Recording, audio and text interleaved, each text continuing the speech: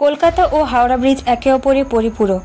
এমন কোনো ভারতীয় নেই যিনি হাওড়া ব্রিজের নাম শোনেননি। হাওড়া ব্রিজ হুগলি নদীর ওপর তৈরি করা হয়, যা হাওড়া ও কলকাতাকে যুক্ত করেছে। জানলে অবাক হবেন, এত বড় ব্রিজ তৈরি করতে কেবল দুটো পিলারের ব্যবহার করা হয়েছে। নদীর মাঝ বরাবর আর কোনো পিলার ব্যবহার করা হয়নি।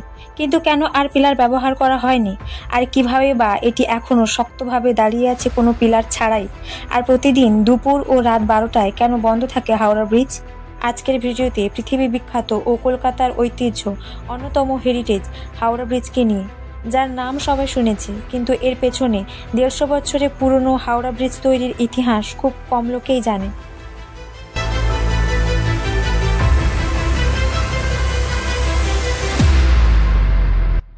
18 শতকের মাঝামাঝি সময় থেকে ব্রিটিশরা ভারতের প্রায় সর্বত্র নিজেদের আধিপত্য বিস্তার করে ফেলেছে। এই সময় ব্রিটিশদের রাজধানী ছিল আমাদের কলকাতা। ভারতবর্ষের সুষ্ঠুভাবে ব্যবসা পরিচালনার ক্ষেত্রে ব্রিটিশদের সবচেয়ে বড় বাধা হয়ে দাঁড়িয়েছিল হাওড়া ও কলকাতার মাঝ বরাবর হুগলি নদী। হাওড়াতে ইংরেজদের একাধিক কোম্পানি ও কারখানা ছিল, যার ফলে হাওড়া থেকে কলকাতার মালপত্র সরবরাহ করতে হতো জাহাজ করে, যার ফলে তাদের বহু সমস্যার সম্মুখীন হতে হতো। বর্ষার সময় হুগলি নদী ভয়ঙ্কর রূপ ধারণ করত। হুগলি নদীর ওপর দিয়ে প্রভাবিত ব্রিটিশ জাহাজ অনেক সময় জলের নিচে চলে যেত। এছাড়াও হুগলি নদীর জলোচ্ছ্বাসের ফলে হাওড়াতে বন্যা দেখা দিত, যার ফলে কাঁচামালের প্রচুর পরিমাণে ক্ষতি হতো। ব্রিটিশ কোম্পানি এর ফলে ব্যাপক ক্ষতির সম্মুখীন হতেন। এই সময় ব্রিটিশ কর্তৃপক্ষ হুগলি নদীর ওপর একটি ব্রিজ তৈরির পরিকল্পনা করেন।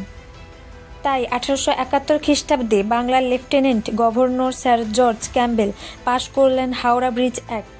হাওড়া ব্রিজ বানানোর কাজ ইস্ট ইন্ডিয়া কোম্পানির চিফ ইঞ্জিনিয়ার স্যার বেডফোর্ড লেসলির হাতে তুলে দেন।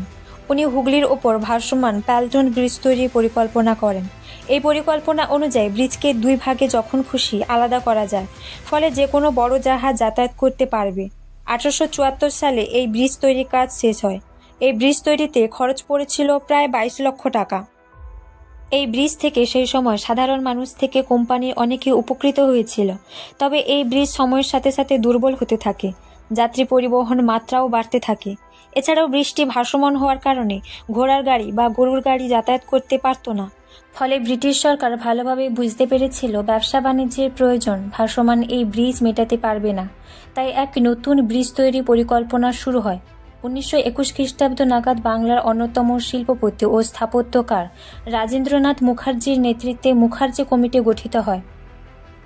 এই সময় রাজেন্দ্রনাথ মুখার্জি মার্টিন অ্যান্ড কোম নামে এক কোম্পানি চালাতেন, যার দ্বারা কলকাতার ভিক্টোরিয়া মেমোরিয়াল বেলুড় মঠ নির্মাণ করে ভারতের মান বিশ্ববাজারে বাড়িয়ে তুলেছিল। এই মুখার্জি কমিটি বহু সার্ভে করে একটি ক্যান্টিলিভার ব্রিজ বা ঝুলন্ত ব্রিজ তৈরি পরিকল্পনা দেন। এই ব্রিজের বিশেষত্ব হলো এই ব্রিজ কোনো পিলার থাকবে না, ফলে জাহাজ চলাচলে কোনো অসুবিধা হবে না। তবে এই ব্রিজ তৈরির কাজ শুরু হতে অনেক দেরি হয়।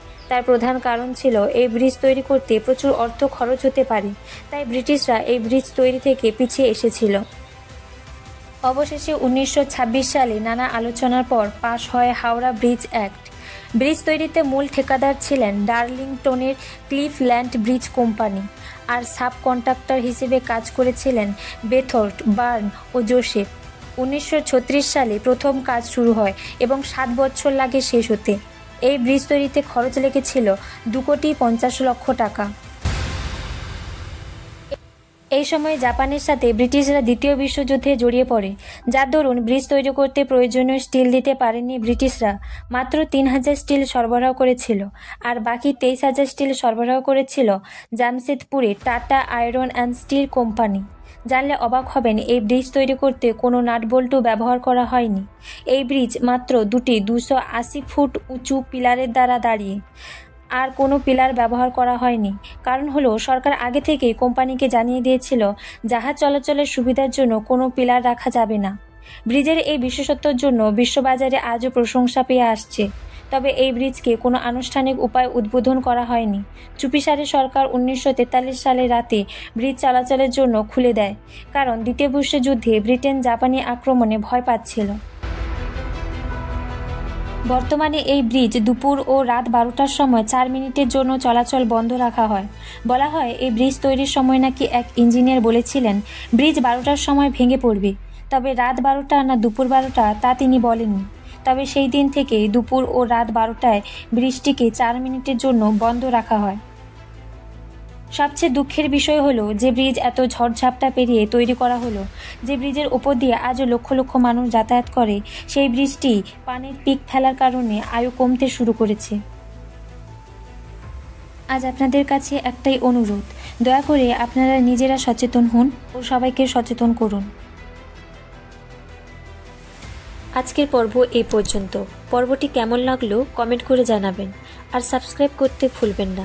দেখা হবে পরের ভিডিওতে। ততদিন ভালো থাকবেন। Till then, tata, by.